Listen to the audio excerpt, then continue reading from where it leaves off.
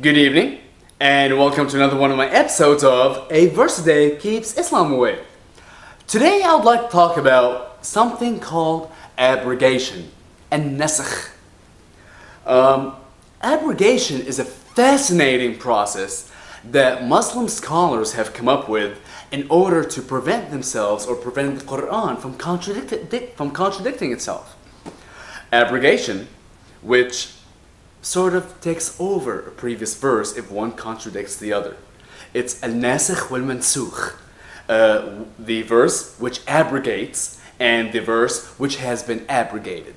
It's sort of like saying, hey, if a newer verse comes after an older verse that contradicts it, then we can do away with the older verse as the newer verse is the better and improved one.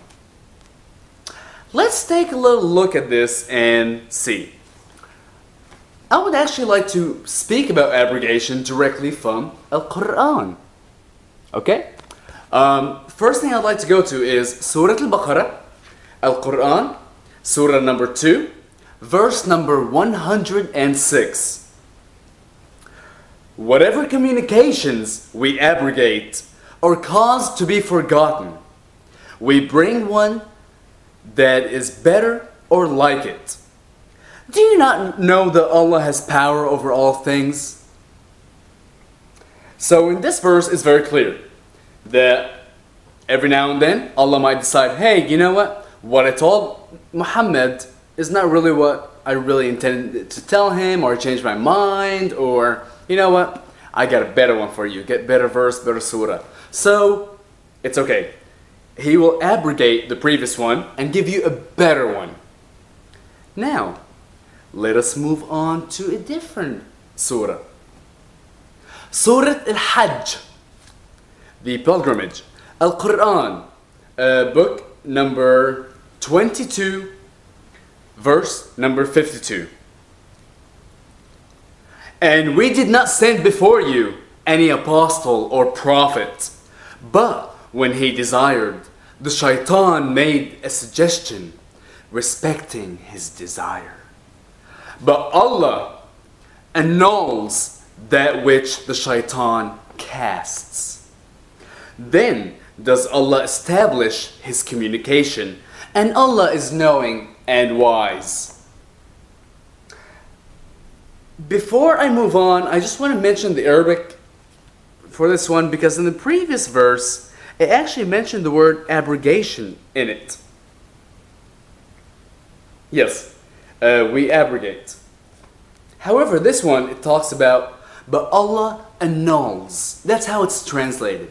Let's look at the Arabic, see if the word nasakh is in there.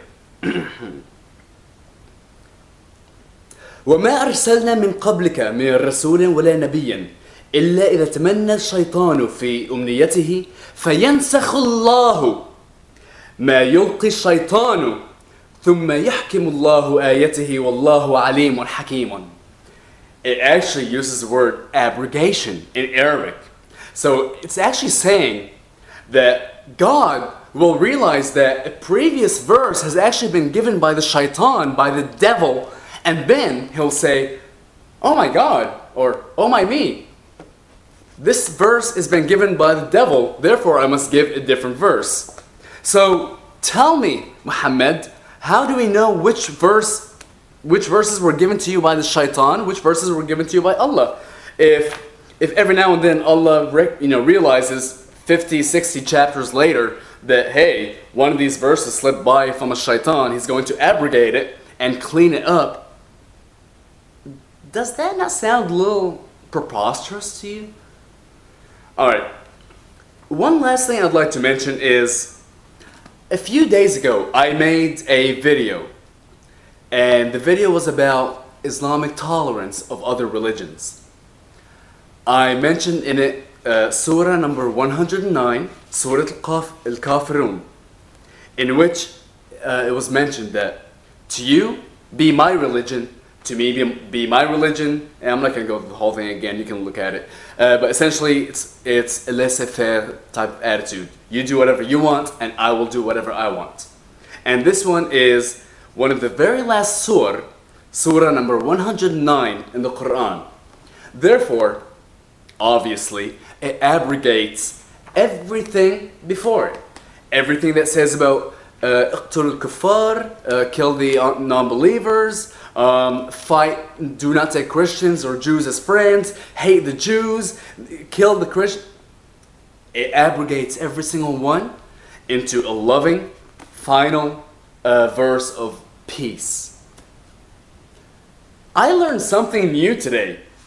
The chronological order of all these books in the Quran are actually not the order in which Allah revealed the Quran to Muhammad. I really have no clue as to why the order was changed, but it has been changed. And all Islamic scholars agree upon a real order in which every surah was revealed to Muhammad through the angel Gabriel, whether he was a fly or whatever form he took. Now, this surah number 109, one of the very last one that abrogates all the previous bad surah, all the previous wars and fighting and hating. It was not number 109. It was actually revealed as surah number 18. Okay, bear with me for 1 second.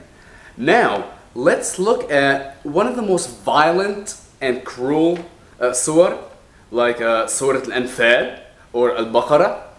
Those were in the 80s and beyond. Actually, Al-Baqarah was surah number 87.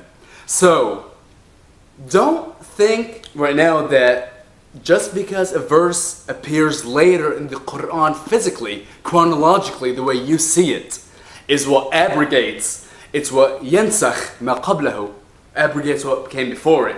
You actually need to look at what Allah had revealed to Muhammad. That's all I have for today. You have a wonderful evening, and I look forward to seeing you later. Bye.